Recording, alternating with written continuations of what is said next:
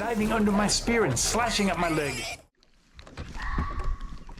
Oh my God. Huh?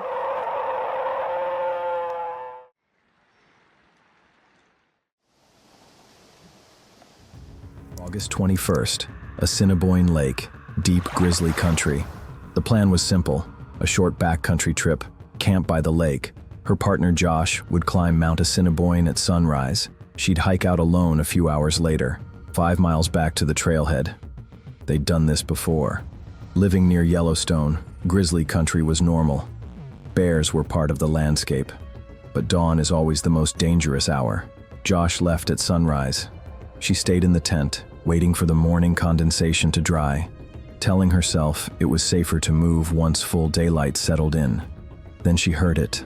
One heavy step, then another. She froze, reached for the bear spray, sat completely still. A shadow crossed the tent wall, the outline of a claw.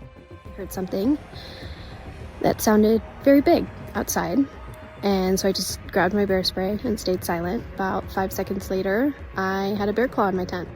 She looked out through the unzipped door. The bear was right there, close, too close. And there was a second one about 25 feet back.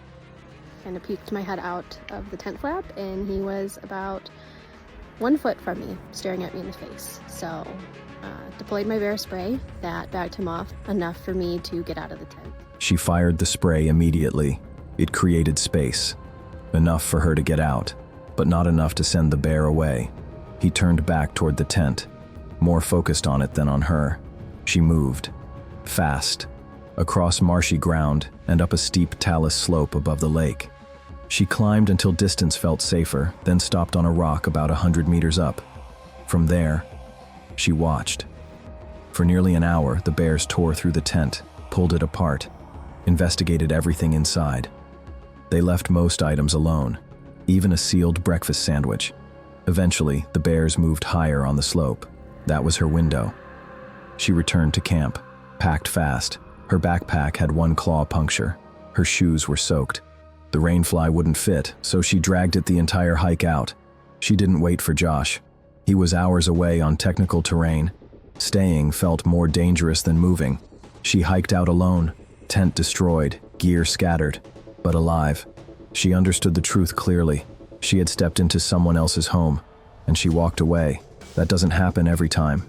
They are still in the woods that are, so like tents down there, and they are like in here. And I can hear sticks and stuff cracking every now and again. May 9th, 2015, Northern Illinois. A man is alone in the woods, hunting for mushrooms. Camera rolling. Just a quiet day in the forest. He walks slowly, scanning fallen logs, clusters of fungi everywhere. He stops to film them, points out different species. One over here, they look really nice. And then just looking around here in the distance. Normal, calm. The forest is silent. No wind, no birds. Then it starts. A howl. Long, deep, impossibly loud. He freezes. The camera keeps recording. Huh?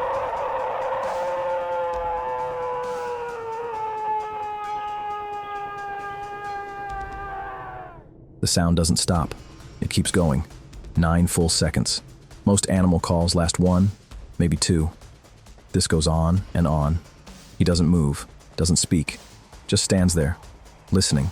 When it finally ends, the silence that follows is worse. No rustling, no movement, no second call. Just nothing. He leaves immediately.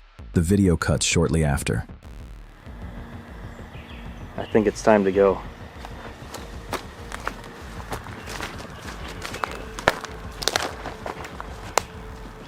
Years later, the footage ends up on a show called The Proof Is Out There.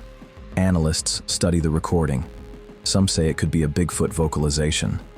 The length, the tone, the location, it all lines up. Others aren't convinced. They point to moose. An unusual call, sure, but not impossible. Here's the problem. Moose aren't common in northern Illinois, and even if one was there, the sound doesn't quite match.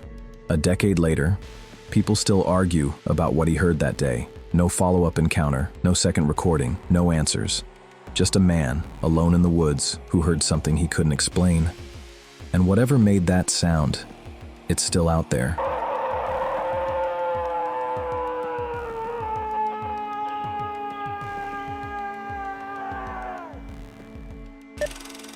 May 2013, rural Alberta, Canada. A group of hunters is glassing from a quiet back road. They spot a black bear feeding in the distance. It's alone, relaxed. About a kilometer out, they decide to move in. The bear has no idea it's being watched. The hunters use what little cover they have, closing the distance slowly. Hundreds of yards become dozens. As they get closer, something shifts. The bear isn't as big as they thought. The coat looks rough, rub marks across its back. It's young, not worth the tag. But now, they're close, really close. At one point, there's almost no cover left. Just open ground between human and animal. The bear lifts its head. This is the moment where everything could go wrong. The bear doesn't charge, it doesn't run. It just stands there. Aware now that it's not alone, the hunters make their call. They don't take the shot. Slowly, the bear turns and walks toward the trees. No noise, no panic. Just gone. The hunters stay frozen, watching the spot where it disappeared. Nothing dramatic happened. No attack, no kill, but the margin was razor thin out here. Stop and Rob. I gotta be careful there because he's still sitting right in the trees here. But I got a closer look at that bear and decided that not quite what I came here to look for. He's rubbed on his back a little bit, and if I was gonna shoot a bear that size, I'd hope it would be a perfect coat. And this bear will live for another day, and hopefully in a couple of years we can come back and harvest him when he's a little more mature. The difference between a close call and a tragedy is sometimes just a few feet of open ground.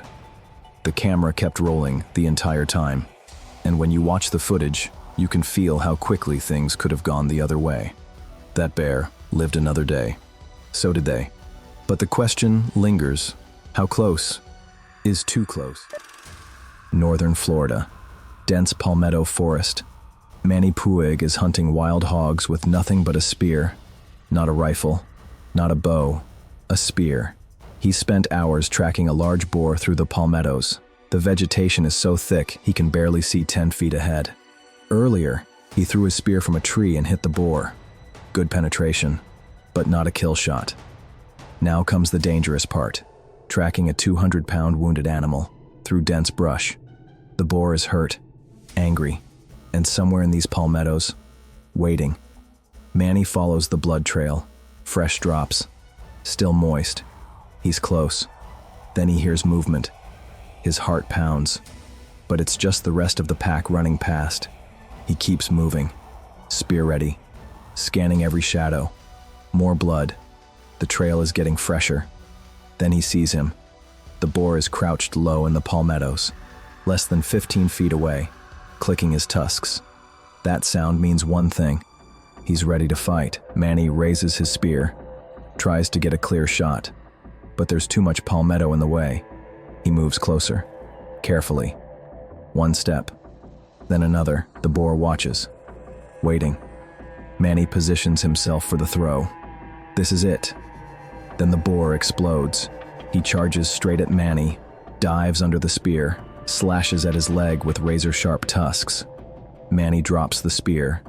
Diving under my spear and slashing at my leg. I am fighting for my life, and it is total chaos. Cameras are thrown to the ground as the producer rushes in to help. When it's over, Manny is bleeding, shaking, but alive. I hang on to his head, and he's struggling like crazy. He got my leg, and I noticed he had gotten my arm, and I was still holding. I just held on till help arrived. This is what happens when the hunt doesn't go as planned. When the animal decides it's not going down without taking you with it. Out here, with nothing but a spear in your hands. The line between hunter and hunted disappears fast, and sometimes survival comes down to how hard you're willing to hold on. Remote backwoods, a routine fishing trip. Riley Bowen and his group are fishing from shore, relaxed, good visibility, no concerns.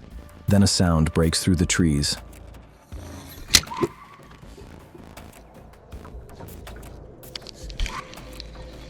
A skinwalker? A loud, repeated scream. Sharp, sustained, not brief, not distant. The group stops fishing and starts listening. As the sound continues, it shifts location. That ain't no sneeze. Caden? What starts in one area is heard again farther off, moving fast across the woods.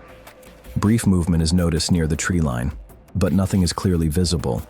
Riley reacts immediately, stating on camera that what they're hearing is a skinwalker.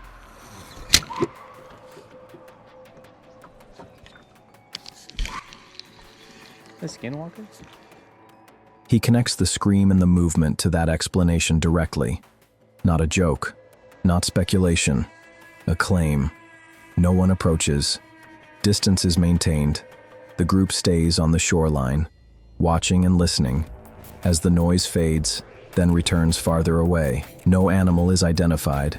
No physical evidence is shown. The sound eventually disappears. Oh my God. I don't know. I've never heard that noise in my life. Bless you. That's scary. Riley Bowen uploaded the footage with his explanation intact. He believed what he heard wasn't normal wildlife. He said so clearly. There's something screaming in the woods. Oh my God. Did you see that? Like, actually, like, we stopped fishing and are trying to, like, look at this thing. I saw something move over there, but... Don't get close to it. We're not. Look how we're far away from the shore. How's it all the way over there now? Dude, what is that? That's got... The comment section erupted. Some agreed, others dismissed it, but the claim was out there, tied directly to the footage. What remains is the recording, and the question, what makes a sound like that? The woods returned to silence, and the explanation, like the sound itself, was left where it started, just beyond the trees. November 2020, early morning, the sun barely up. Ethan is duck hunting alone on the edge of a quiet lake. Shotgun ready, waders on, years of experience behind him. He waits for hours, then finally, he takes the shot. The duck goes down, but not close. Without a boat, there's only one option. Wade out and get it. At first, everything feels fine. Then, just a few feet from shore, the lake floor disappears. The drop-off is sudden. He loses footing instantly. His body goes under. Ethan can swim. That should help. But his waders fill with water in seconds. The weight drags him down. His legs go heavy. His arms fight to keep him above the surface. The cold hits next. The water is freezing. His muscles tighten. Breathing becomes harder. Even if he stays afloat, hypothermia is already starting. Time matters now. He's alone. No one around to call for help. Ethan focuses on the shore. He pushes forward, fighting the weight of the water trapped in his gear. Every stroke is harder than the last. The cold drains his strength fast. Then his foot finds something solid, an underwater ledge. He pulls himself up, regains his balance, and drags himself out of the water. Soaked, shaking, but alive. No major injuries, no lasting damage. Just a hunter who came within inches of drowning. In a lake he thought he knew. Or, looking back, survival came down to a narrow margin. Well guys, just had a group of 4 mallards come in. I shot one. I went out to a tree that, there's a steep drop off and I fell off. And my waders filled with water. Definitely not ideal, but you'll see in the GoPro video, all I did was stay calm and I just immediately started swimming. I legitimately started swimming back to shore until I could touch. Experience helped. Staying calm helped, but luck played its part too. In cold water, with heavy gear and no one around, small mistakes grow fast. Or, sometimes, the difference between a successful hunt and a fatal one is just a few unseen steps from shore. July 13th, 2012, Munyamadzi Game Reserve. A video captures a sudden confrontation between a human and a massive bull elephant. The distance is short. There's no vehicle, no barrier, no easy escape. The elephant stands its ground. A warning shot cracks through the air. The intention is clear, deterrence, not harm. But the elephant doesn't move. Then, slowly, the moment breaks. The elephant turns and moves off. No charge, no aggression, just a choice to walk away. Chugga! Hey! Hey! Hey!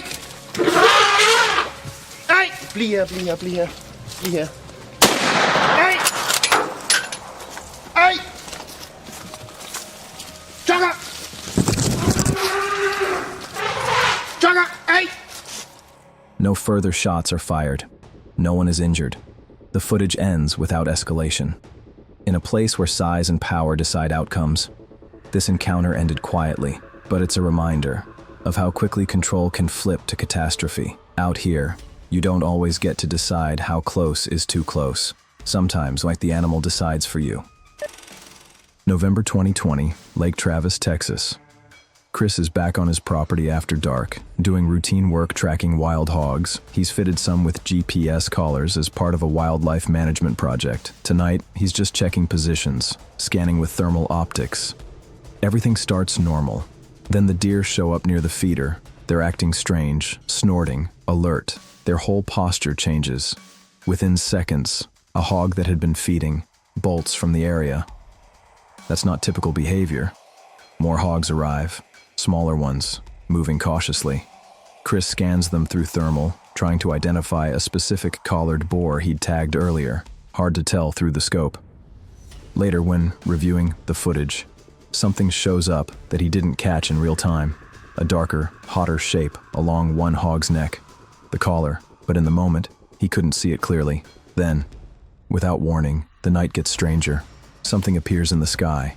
Long, narrow, bright against the darkness, way too high to be anything on the property. It doesn't move like a plane. It doesn't blink like a helicopter. It just hangs there. Chris records it, trying to make sense of what he's seeing. Power lines are too low. Drones don't look like that. The object seems suspended, then slowly shifts position. No explanation comes in the moment. Later, after research, a possible answer emerges. Starlink satellites. They've been appearing in clustered formations, long trains of lights moving across the night sky. The timing matches. The appearance matches. But in that moment, standing alone in the dark, with animals acting wrong, and lights in the sky, nothing made sense. The night continues, but the equipment starts failing. The GPS tracker he's looking for turns up on the ground later. Battery dead, collar no longer on the animal. He decides to leave. Too many things going sideways at once. The property goes quiet again. Sometimes the strangest part isn't what you see in the sky. It's what stops acting normal on the ground.